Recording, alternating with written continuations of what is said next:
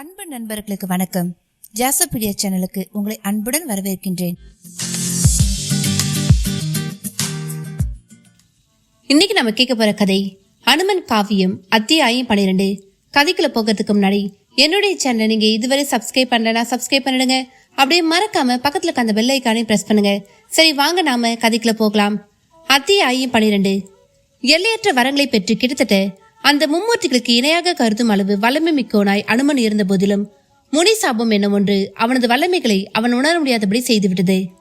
யாராவது ஒருவர் உரிய முறையில் எடுத்து சொன்னாலன்றி அனுமனுக்கு தன் சக்தி பற்றி பெரிதாக எதுவும் தெரியாது.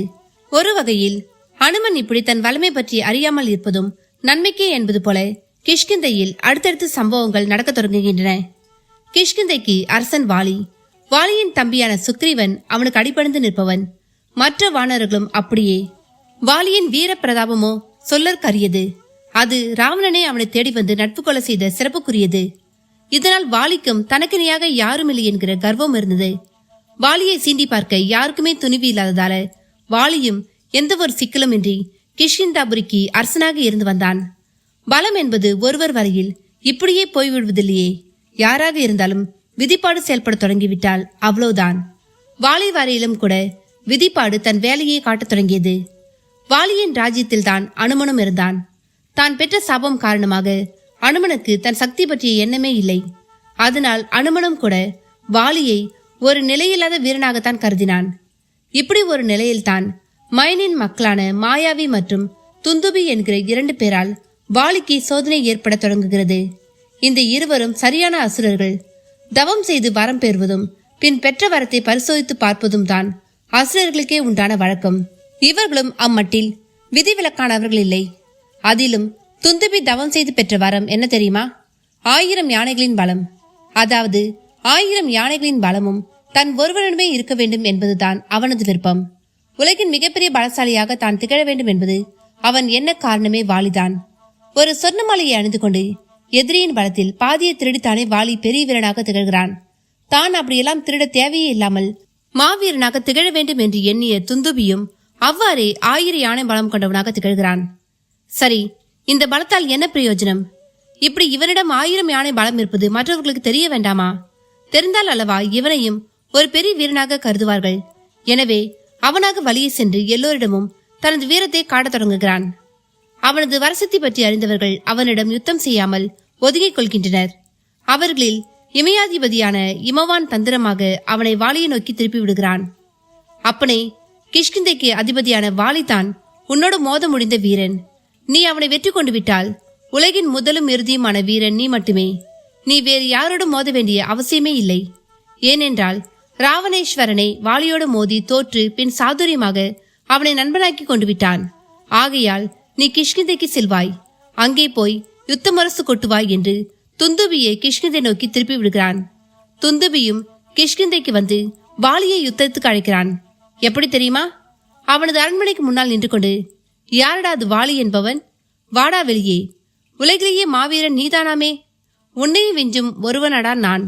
நீ நல்ல ஆண்மகன் என்றால் என்னோடு யுத்தம் செய்து என்னை வெற்றி கொண்ட பிறகே இந்த கிஷ்கிந்தைபுரிக்கு அரசன் என்று கூறிக்கொள்ள வேண்டும். வாடா வாலி. அடே என்று உக்கிரமாகவும் வியர்த்தமாகவும் கத்த தொடங்கிவிட்டான். சப்தம் உள்ளிருக்கும் வாலியின் காதுகளிலும் கேட்டது. வாலி அதன் பின் ஒரு நொடி கூட தாமதிக்கவில்லை. நேராக வெளியே வந்து பார்த்தான். அடங்காத திமிரோடு எதிரில் எருமை வடிவம் எடுத்து மகிஷாசுரன் போல் நின்றான் துந்துபி. புஸ் புஸ் என்கிற உஷ்ண பெருமூச்சு விட்டபடி கால்கள் பூமியை ஆவேசமாக வருடிட துந்துபி தயாரானான். அவன் விட்ட பெருமூச்சின் உஷ்ணத்தால் அருகிலுள்ள மரங்கள் எல்லாம் அப்படியே பற்றி எறிந்தன. அவன் கால்களால் தரையை உதைக்கவும் கிஷ்கிந்தையின் சிறிய குன்றுகளும் அதன் மேல் உள்ள பாறைகளும் பந்து போல் யாரோ உருட்டிவிட்டது போல உருண்டு வந்தன. அதை பார்த்த மற்ற வானர வீரர்களும் நிச்சயம் கிஷ்கிந்தையே அழியப் போகிறது என்று தான் கருதினார்கள். இவ்வேளையில் அனுமனிடம் கனிகளையும் புஷ்பங்களையும் பறித்து வருவதற்காக பூஜைக்குரிய தட்டினை கொடுத்து அனுப்பியிருந்தாள் அஞ்சனை. கனியோ மலரோ செடியிலிருந்து மரத்திலிருந்து கரங்களால் நேரடியாக கொய்யப்பட வேண்டும். அவை எக்காரணம் கொண்டும் மண்மேல் விழுந்துவிடக்கூடாது. அப்படிப்பட்ட மலர்களும் கனிகளுமே சிவ பூஜைக்கு மிக உகந்தது என்பது அஞ்சனையின் கருத்து. சாஸ்திர விதிகளும் அவ்வாறே கூறுகின்றன. எனவே அனுமனும் அதன் நிமித்தம் இனிய கனிகளையும் வாசமுள்ள புஷ்பங்களையும் பறித்து வர சென்றிருந்தான். ஆகையால் கிஷ்கிந்தையில் உருவான யுத்தம் பற்றி எதுவும் அறியவில்லை. இங்கேயோ யுத்தம் மூல தொடங்கிவிட்டது.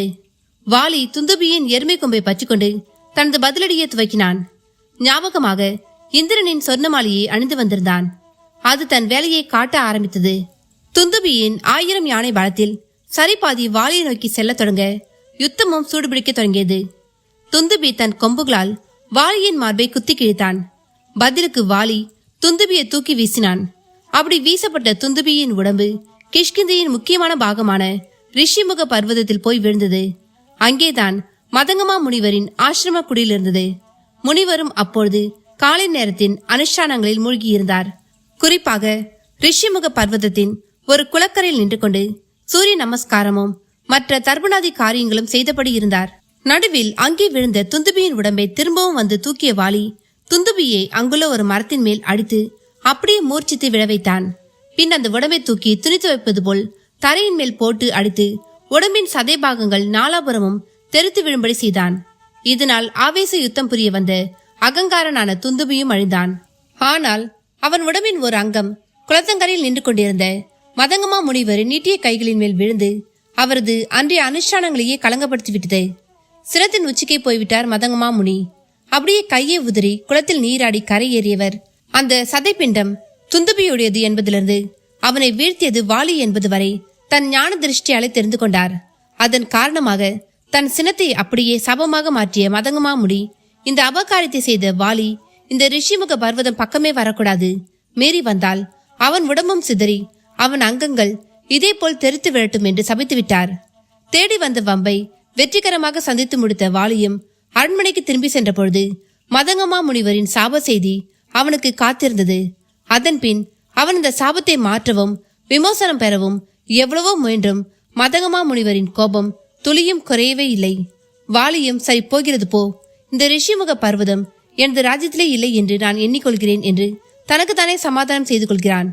ஆனால் விதி அவனை அவ்வளவு சுலபமாக விட்டுவிட தயாரில்லை. துந்துபியின் சகோதரன் மாயாவி மூலமாக திரும்பவும் அது வாலிக்கு சோதனைகளை அளிக்க தயாரானது. 1000 யானை பலம் கொண்ட தன் தம்பியை வாலி வீழ்த்திவிட்டான் என்கிற செய்தி அறிந்த மாயாவி பழிக்கு பழி வாங்க எண்ணம் கொண்டான். துந்துபிக்கு யானை பலம் என்றால் மாயாவிக்கு மாயங்கள் பெரும்பலம். ஜாலக்கலையிலும் மாயாவி மிக தேர்ந்தவனாக இருந்தான்.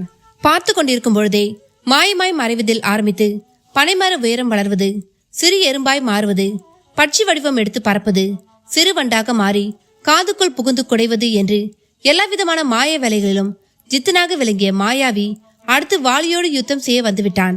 இவ்வேளையில் அனுமனும் மற்ற வானர வீரர்களோடு இருந்து நடப்பதை கவனிக்க தொடங்கினான். பிறகொரு சமயம் இலங்கை சென்று அந்த நாட்டிய கதம் செய்ய தேவையான நுட்பங்களை எல்லாம் அனுமன் உணரத் தொடங்கியது இங்கிருந்துதான். மாயாவியின் சவாலை வாலியும் ஏற்று யுத்தத்துக்கு தயாரானான். ஆனால் மாயாவி துந்துபியை போல் ஆவேசத்தில் அறிவை இழக்கவில்லை. வாலியின் பலம் அந்த சொர்ணமாலை என்பது தெரிந்திருந்ததால் வாலியின் எதிரில் தோன்றாமல் பின்பக்கமாகவே நின்று மோதத் தொடங்கினான். இது வாலிக்கும் அதிர்ச்சியை அளித்தது. இப்படி ஒரு யுத்தம் நிகழ்ந்தால் அதில் தான் வீழ்ந்தாலும் விழுந்துவிடக்கூடும் என கருதிய வாலி மாயாவியை நேருக்கு நேர் நின்று யுத்தம் புரிய அழைத்தான். கோழைகள் தான் இப்படி கண்ணுக்கு தெரியாமல் முதுகுப்புறமாக நின்று சீண்டுவார்கள். சுத்த வீரன் நேருக்கு நேர்தான் வருவான் என்று வாலி கூச்சல் போட்டு கத்த மாயாவி அசரவில்லை. உன் தந்தையான இந்திரன் தந்த சொர்ணமாலையை காட்டிவிட்டு உனது சுயபலத்தோடு வந்து நீ மோதுவதாக இருந்தால் நானும் உன் முன் நேருக்கு நேர் வந்து மோதுகிறேன் என்று பதில் சப்தம் எழுப்பினான். வாலி அதற்கு சம்மதிப்பது போல் மாலையை காட்டி மடியில் கட்டிக்கொண்டான். மாயாவியும் வாலியின் முன் தோன்றினான். ஒரு பெரும் மலை போல் கரிய முகத்துடன் தோன்றிய மாயாவியை கிஷ்கிந்தையில் அனைவரும் பார்க்கும்படியாக யுத்தம் செய்து கொள்ள வாலிக்கு தயக்கமாக இருந்தது. துந்துபியால் மதங்கமா முனிவர் சாபத்துக்கு ஆளானது போல் இவனால் ஒரு புதிய சாபம் வந்து சேர்வதை வாலி விரும்பவில்லை. எனவே தந்திரமாக கிஷ்கிந்தையில் உள்ள ஒரு குகை நோக்கி ஓடத் தொடங்கினான். மாயாவியும் அவனை பின்தொடர்ந்தான். இவ்வேளையில் சுக்ரீவனும் அனுமனும் கூட அந்த குகை வாயில் நோக்கி ஓடினர். அது சாதாரண குகை அல்ல. உள்ளே செல்வதும் சரி, வெளியே திரும்ப வருவதும் சரி, மிக மிக அசாதாரணம். அப்படிப்பட்ட ஒரு குகைக்குள் வாலி புகுந்து கொள்ள மாயாவியும் உள்ளே நுழைய ஒரு பெரிய பாறை உருண்டு வந்து குகை வாயிலை அடைத்துக் கொண்டது. உள்ளே வாலியும் திரும்பவும் சொர்ணமாலையை எடுத்து அணிந்து கொண்டான். அதை கண்ட மாயாவியும் சற்றென்று மாயமாகி வாலியின் கண்ணுக்கு தெரியாமல் போய்விட்டான். குகைக்கு வெளியே அனுமனும் சுக்ரீவனும் காத்திருந்தனர். பாவம், சுக்ரீவன் அவன் வாழ்க்கையை மாற்றப் போகும் ஒரு சம்பவம் நடப்பதை அப்பொழுது அவன் அறியவில்லை. என்ன நண்பர்களே, கதையை கேட்டீங்களா? இந்த கதையோட தொடர்ச்சி உங்களுக்கு அடுத்த பாகமா வரும். அதுவரை இந்த கதையை கேட்டுட்டு உங்களோட கருத்துக்களை பதிவிடுங்க. லைக் பண்ணுங்க, உங்க நண்பர்களுக்கும் ஷேர் பண்ணுங்க. நன்றி, வணக்கம்.